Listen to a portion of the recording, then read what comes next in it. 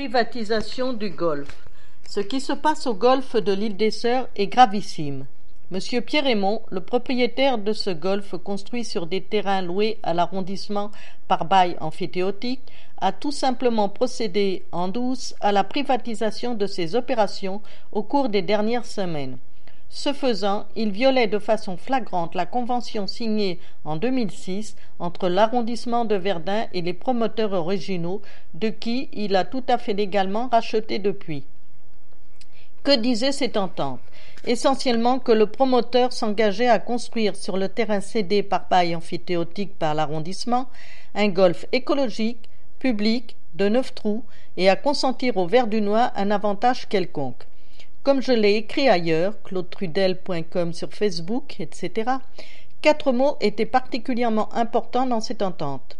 Écologique, public, Verdun d'abord. Un golfe écologique. Situé en plein quartier résidentiel, le nouveau parcours devait répondre aux normes écologiques les plus sévères et les plus modernes, de façon à contribuer à la préservation du domaine Saint-Paul. Les résidents se rappellent encore, le maire aussi, les milliers de voyages de terre qu'il leur a fallu déverser sur le site contaminé.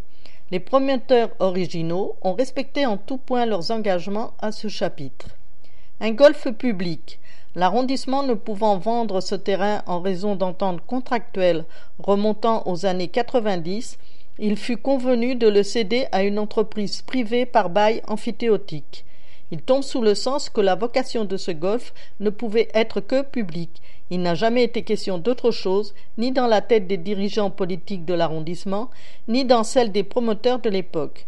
Ceux-ci allaient créer et gérer un golfe public. Verdun d'abord.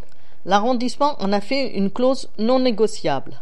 À l'instar des villes comme Longueuil et Saint-Lambert, pour ne mentionner que celle-là, propriétaire de terrains cédés sous bail emphytéotique, les promoteurs devaient s'engager à avantager les citoyens verdunois d'une quelconque façon.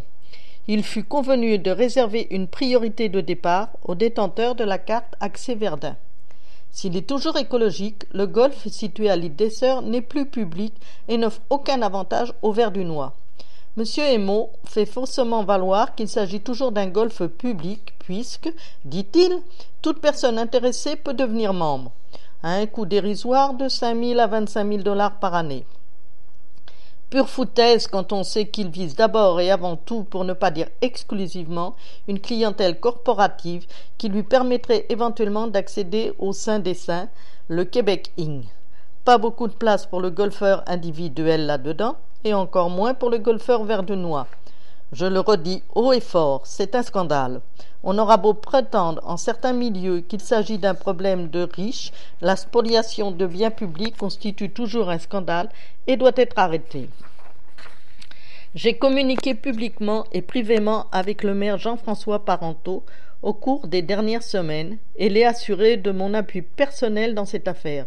Je crois fermement en sa volonté de résister à cette agression, il n'existe pas d'autre mot, par tous les moyens à sa disposition.